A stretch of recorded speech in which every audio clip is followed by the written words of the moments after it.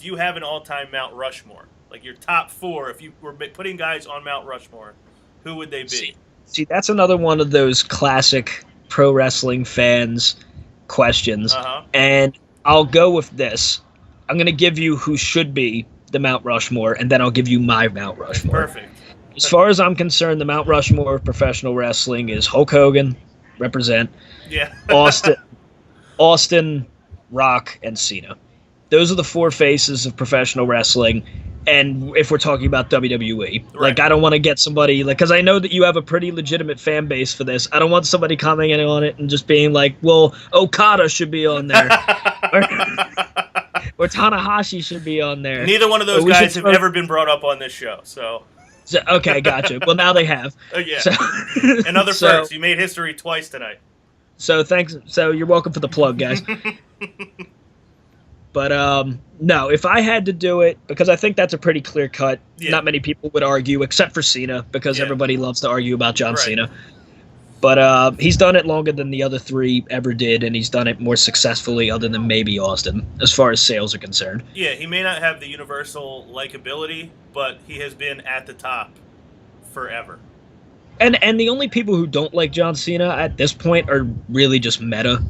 Like I really think that they're just smarky as hell if they don't like Cena. Like I understand in the context of the show, Yeah. you don't want John Cena to beat Kevin Owens. You don't want him to beat Rollins. You don't want him to, as Jon Stewart would say, tarnish Ric Flair's Right. record of becoming the second 16-time Mm-hmm. world champion. But eventually he'll get there. Flair's said that he wants him to break it anyway, and I think he should for everything that he's done for the business.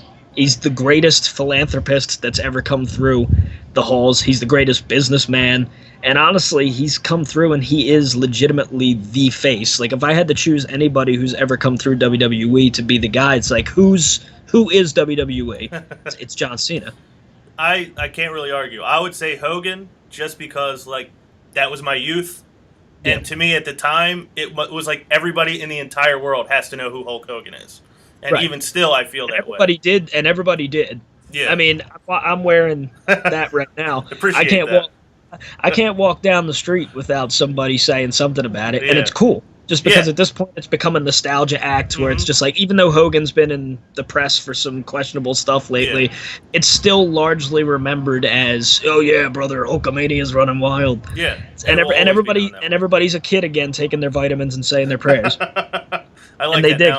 Now, who would your personal Mount Rushmore be? My personal Mount Rushmore, you already brought him up. My favorite professional wrestler of all time, the Heartbreak Kid, the Showstopper, Mr. We WrestleMania. completely Shawn agree there.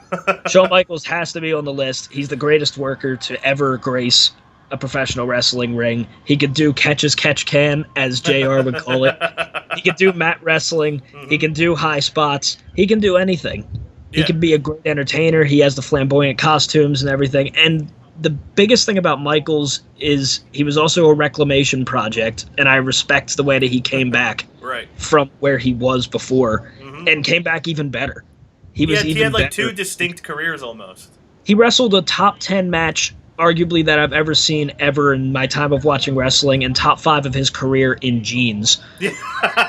SummerSlam 02 was Yeah. that? Yeah, that's all you need to know about Yeah. Shawn Michaels. Right. The dude rocked it in khakis, so I mean, it's fine. Yeah. Number 2, I'm gonna save my controversial emphasis on controversial and heartfelt pick Okay. for the last face on this Mount Rushmore. Good way to But do it. Michaels would be first. My second one would be Taker, out of respect for what he's done for the business and just what he's done in his time being there, becoming the greatest character Yeah. to ever grace professional wrestling and the medium of entertainment. I mean, he's one of the greatest characters to ever grace any form of entertainment. A guy that literally shows up as a dead guy in Survivor Series in 91, and people are just like, this thing's done Yeah. within a year. There's no way this guy's going to last, but he reinvents himself and reinvents himself. American Badass, some people give him crap for that. I still liked American Badass. Maybe minus the Limp Bizkit song. Yeah. But That was the one everything else, downside. well, they were WWE's favorite band, Yeah. to their credit. They said it themselves at WrestleMania.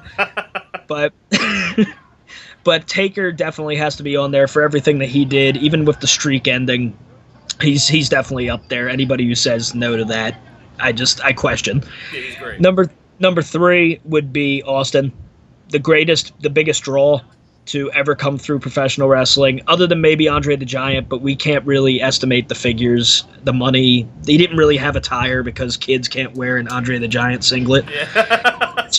So I mean, for what it's worth, Austin was the Attitude Era. Sure, you had DX and you had The Rock and everything that came after it and before it, but Austin is the guy that people will bring up, other than maybe John Cena or Hulk Hogan, when you talk about professional wrestling, because Rock's in Hollywood now.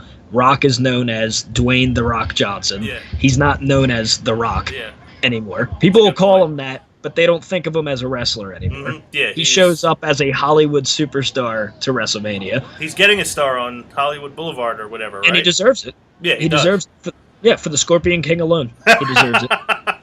I vividly remember seeing that in theaters. I'm sorry. It's fine. It's fine. I didn't go there by choice. A girl dragged me there, and so it was for The Rock? Yeah.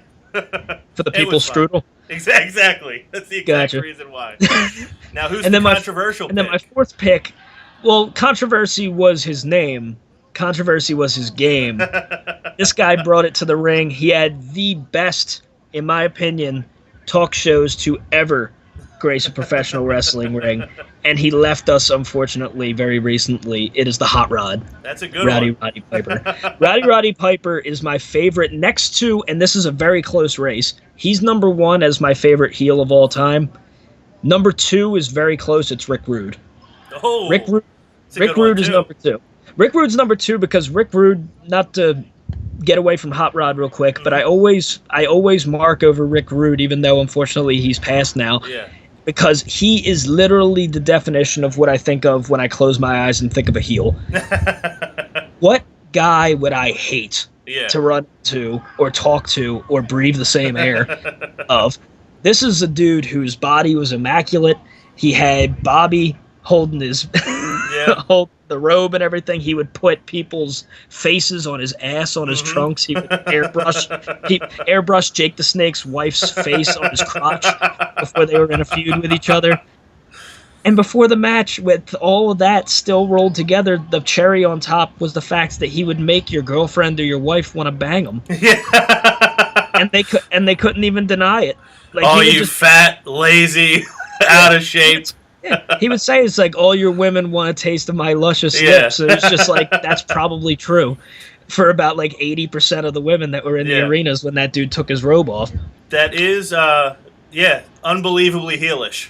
Yeah, like he was a crossover, like we talk about the reality era and stuff today. He was a reality era act. He was a guy that legitimately was hated because that's who he was. Yeah.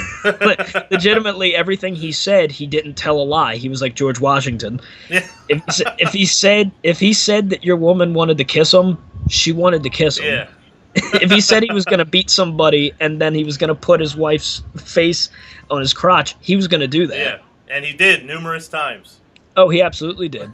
But going back to my actual pick, because again, I could talk about Rick Rude for a while.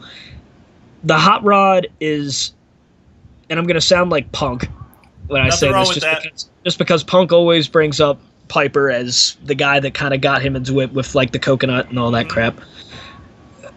Piper is not the biggest guy. He's not the strongest guy. He's got the loudest mouth. Yeah. I can relate to that. I'm somebody who likes to talk.